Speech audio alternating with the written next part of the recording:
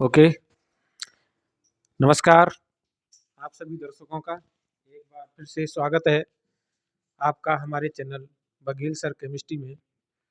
और आज हम अपने इस चैनल के माध्यम से आपको कुछ सवालों के जवाब देंगे और वो सवाल जो है हम आपको बारी बारी से बताएंगे और सवालों के क्या जवाब होंगे वो भी आप देखेंगे। सार्थक सवाल के जवाब होंगे, सार्थक सवाल होंगे और सार्थक सवालों के जवाब होंगे। तो देखिए सार्थक सवाल क्या है। हमारे जो जनता की मांग है वर्तमान समय में और जो पीछे वाले समय में भी आप देखते आए थे जनताओं के क्या सवाल हैं और उनके प्रति जनता का क्या रवैया होता है, सरकार अपना क्या रवैया दिखाती है, सरकार क्या प्रतिक्रिया करती है और हमारे क्या विचार हैं। जहाँ तक कि मैं जो सोचता हूँ वो शायद है जनता के सभी लोग भी यही प्रतिक्रिया सोच रहे होंगे और यही प्रतिक्रिया वो चाहते होंगे। तो सवाल है हमारा, बच्चा पूछेंगे, बताएंगे आपको। पूछिए। आप कोरोना पर अपने क्या विचार रखना चाहेंगे? जो इस समय आप देख रहे हैं कि गतिविधियां कोरोना के बारे में लोग बहुत हड़कंप मचा हुआ है, कहीं लॉकडाउन हो रहा है, कहीं कुछ हो रहा है।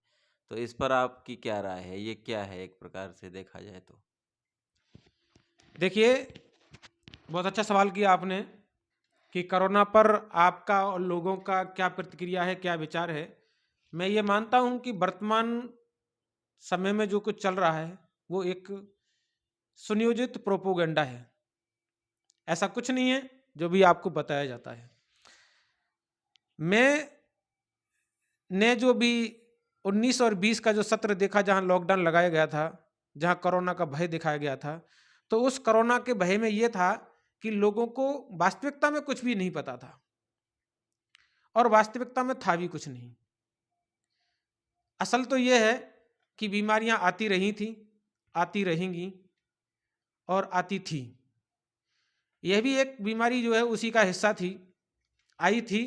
लेकिन इसके जैसे विशेषज्ञों ने, WHO ने और दूसरे देश के विशेषज्ञों ने, डॉक्टरों ने और जो भी आपके सिम्टम्स बताए थे वो सिम्टम्स जो है मिलते हुए लग रहे थे, जुकाम से, खांसी से, नजला से।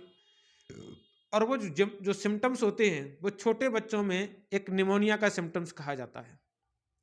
निमोनिया में भी क्या होता है, जब बच्चे को सर्दी गर्मी लग जाती है तो उसे छोटे बच्चों के अंदर क्या होता है कि जुकाम हो जाता था, नाक बंद हो जाती थी, नाक बहती थी, गले में खराश होती थी, छाती के अंदर जो है वो खड़खड़ की आवाज आती थी। जहां होता क्या था कि जो नमकीन टाइप का जो पानी था, लिक्विड टाइप का, पेस्ट टाइप का, वो उसके सीने में जम जाता था, जिससे बच्चे को क्या है सांस लेने में, लंग्स में इन्फेक्शन सा होता था और लंग्स में इन्फेक्शन होने से लंग्स जो है वो संकुचित हो जाते थे। जब लंग्स संकुचित हो जाता है तो बच्चा बार बार सांस लेता है और जो पानी था वो लंग्स में जाकर के भर जाता है और वहीं से लंग्स में क्या आती है, आवाज आती है। आप देखते होंगे छोटे बच्चों को जब भी आप किसी डॉक्टर के पास ले जाते हैं तो वो डॉक्टर जो है आला लगा करके और वो जो है उसके सीने से उस आवाज को महसूस करता है, आवाज को सुनता है कि इसके अंदर आवाज किस प्रकार की आ रही है और कितनी आ रही है।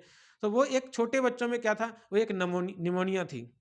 जब आप बड़े हो जाते हैं तो बड़े लोगों में क्या है, यही जो चीज है वो जुकाम का रूप ले लेती है और कभी कभी जुकाम जो है वो बड़ा ज्यादा हो जाता है तो नाक भी बंद हो जाती है, सिर के अंदर पानी जकड़न हो जाती है, कान बंद हो जाते हैं, सांस लेने में समस्या आती है, बोलने में भी समस्या आती है।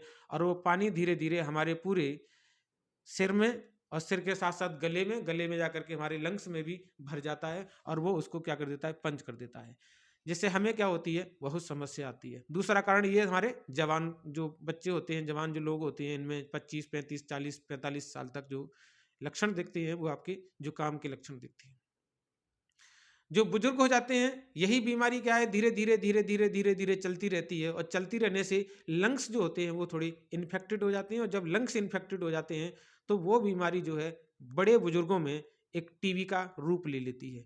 तो ये जो टीबी का रूप था, यह केवल और केवल क्या आता है, जब हम किसी चीज का ब्रॉडबैंड करते हैं, रे का जब ब्रॉडबैंड करते हैं, एक्सरे जब ब्रॉडबैंड करते हैं, यहाँ पर अभी आप जो टीबी का है, किरणों का पे इफेक्ट है, आपके जो मोबाइल के किरणों का इफेक्ट है, जहाँ तक कि हमने 5G का भी जो प्रूफ वो देखा था, न्यूज़ में देखा था, मतलब सोशल मीडिया पे देखा था, तो इन किरणों का कुछ ज़्यादा इफेक्ट था।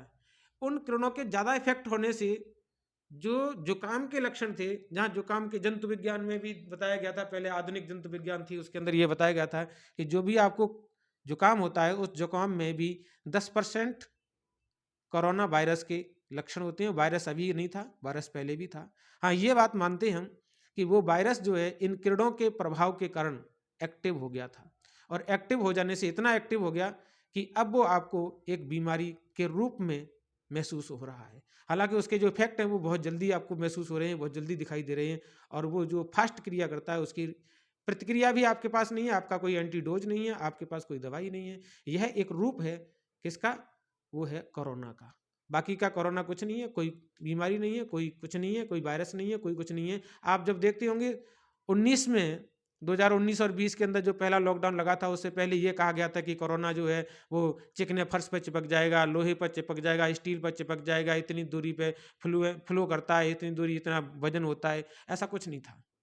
ये सब और सब क्या था? जनता को डराने का एक भय था, ताकि जनता के अंदर भय फैल जाए और जनता जो है इससे भयभीत हो जाए, और जब डरेगी जनता तभी कुछ नियम और कानून को भी मानेगी।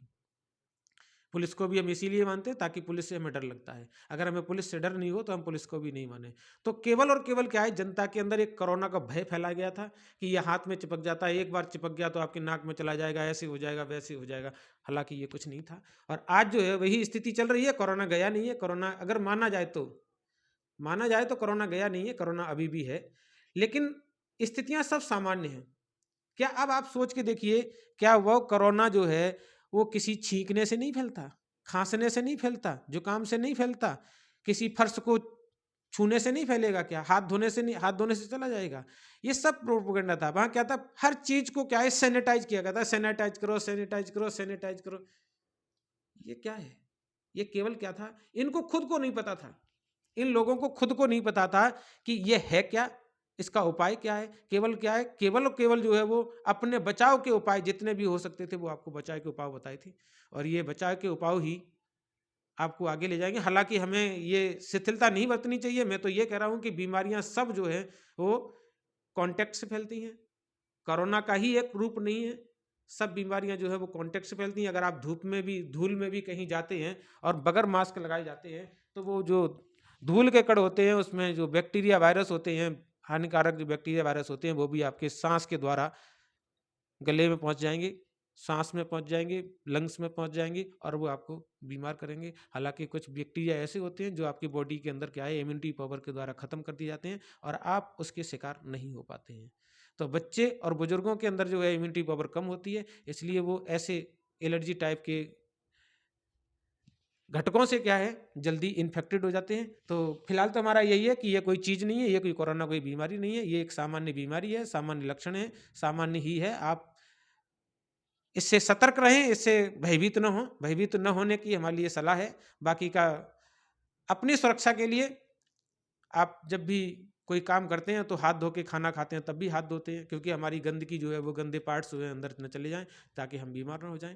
तो हाथ धोना अच्छी बात है, मास्क लगाना भी अच्छी बात है, मुंह को ढकना भी अच्छी बात है, लेकिन ये किसका नियम बनाना ये गलत है। ये मैं सरासर इसको गलत मानता हूँ, इसके पक्ष में नहीं हूँ। तो अगला सवाल देखते हैं क्या हमारा। बहुत अच्छे विचार आपके कोरोना पर रहे, आपने जो भी बताया। आगे एक दूसरा एक मुद्दा है, जैसे वर्तमान स्थिति को देखते हुए शिक्षा के क्षेत्र में आपके क्या विचार हैं? शिक्षा के क्षेत्र में क्या चल रहा है, उस पर आप क्या कहना चाहेंगे? उसके बारे में आप हमारे दर्शकों को कुछ बताना चाहें तो आप अपने विचार व्यक्त करें। थैंक यू सर, आपने अच्छा सवाल पूछा है कि जो वर्तमान समय चल रहा है वो एक, वो भी मैंने आपको पहले ही बता दिया है कि एक प्रोपोगंडा है। कोरोना की आड़ में सब कुछ कराया जा रहा है, और कोरोना की आड़ में क्योंकि हम बोल भी नहीं पा रहे हैं और हमें अथॉरिटी भी नहीं है, ये सरकार, शासन और प्रशासन का सब मिली भगत है। तो इसमें यह है, जो वर्तमान शिक्षा का क्षेत्र चल रहा है, इसमें हम जो भी छात्र हैं, छात्र छात्राएं जो छोटे वर्ग के हों चाहे बड़े वर्ग के हों, सभी को क्या है, शिक्षा से बहुत दूर कर दिया गया है। शिक्षा से ये बहुत दूर ले जाना चाहते हैं।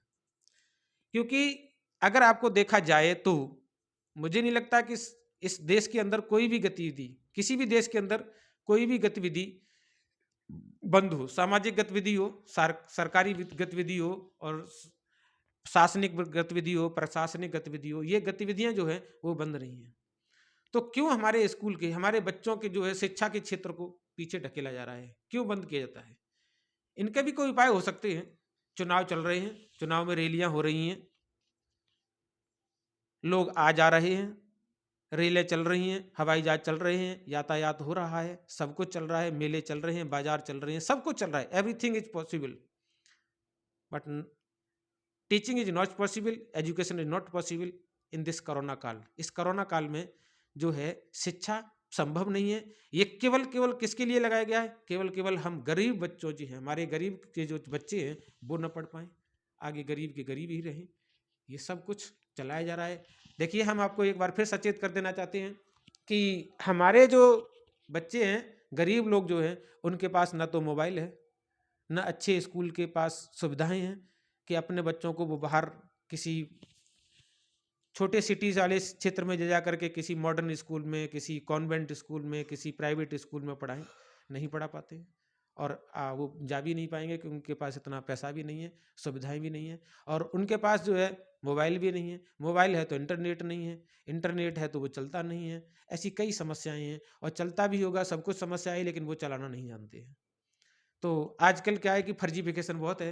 किसी एक साइड के अंदर जो है, कोई एक साइड अगर सरकार डालती है, किसी एक साइड की सुविधाएं देती है, तो हजारों साइड उस पर फर्जीफिकेशन आती हैं।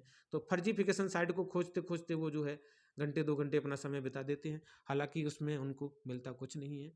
तो सरकारें भी इस पर कोई रवैया नहीं करती, क्योंकि सरकारों को वहाँ से क्या मिलता है? इन्वेस्ट मिलता है, पैसा मिलता है, उनको टैक्स मिलता है। तो सरकारें इस पर क्यों करें? क्योंकि अभी आप देखिए, जब आप नेट खरीदेंगे, तो नेट खरीदेंगे या तो फिर जियो का खरीदेंगे, या एयरटेल का खरीदेंगे, या आइडिया का खरीदेंगे, या वोडाफोन का खरीदेंगे।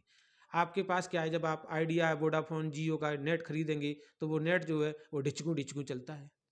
जैसे लुप्तुम की घड़ी चलती है, ऐसे कभी नेट आता है, कभी चला जाता है, कभी नेट आता है, कभी चला जाता है। तो आपको वीडियो भी समझ में नहीं आएगी, और आप इतना हैवी नेट भी नहीं डला पाएंगे, अनलिमिटेड नेट नहीं ले पाएंगे, फास्ट स्पीड वाला नहीं ले पाएंगे। तो क्या से सुविधा ले लेंगे हम? हमें सुविधाएं नहीं मिल पाएंगी ना, हमको जो है वो सुविधाएं नहीं मिल पाएंगी। तो आप जो है इन सुविधाओं से वंचित रहें। इस वंचित रहने वाली सुविधाओं के लिए हम आपको एक ही आग्रह करते हैं कि आप एकजुट हो जाएं, और शिक्षा के क्षेत्र में आप अग्रिम रहें। जो भी सरकार गलत कदम उठाती है शिक्षा के क्षेत्र में, शिक्षा को बंद करती है, हमारे बच्चों को स्कूल भेजने से मना करती है, वो एक गलत निर्णय है सरकार का। और आप जो है सरकार आप ही बनाते हैं, इसलिए बेहतर आप समझ पाएंगे कि सरकार के प्रति हमें क्या करना है, और शिक्षा हमारी आगे कैसे चलेगी, हमारे बच्चे कैसे पढ़ेंगे। सब कुछ जिंदगी का एवरीथिंग पॉसिबल, संभव जो सवाल है, हल है, सॉल्यूशन है, वो जिंदगी का हर सॉल्यूशन जो है वो शिक्षा से निकल के आता है। किसी सॉल्यूशन की दवा जो है वो एक सेवत शिक्षा है, एजुकेशन है। तो आपसे मैं विनम्र निवेदन यही करता हूं कि आप अपने बच्चों को शिक्षा के क्षेत्र से जुड़े रहें, और अगर कोई शिक्षा के प्रति इस तरह की रवैया रखता है कि स्कूल बंद करने हैं, पढ़ाई नहीं करनी है, शिक्षा के क्षेत्र में करना है, तो आप उसके अगेंस्ट हो जाएं। आप उनके प्रति जो है अपना महत्व रखें, अपनी बात रखें कि ऐसे शिक्षा की अगर आप बंद करोगे तो आपको सारी चीज़ें बंद करनी चाहिए। तो आज के मतलब मैंने आपको ये बताया कि शिक्षा के क्षेत्र आप जो है जुड़े रहें।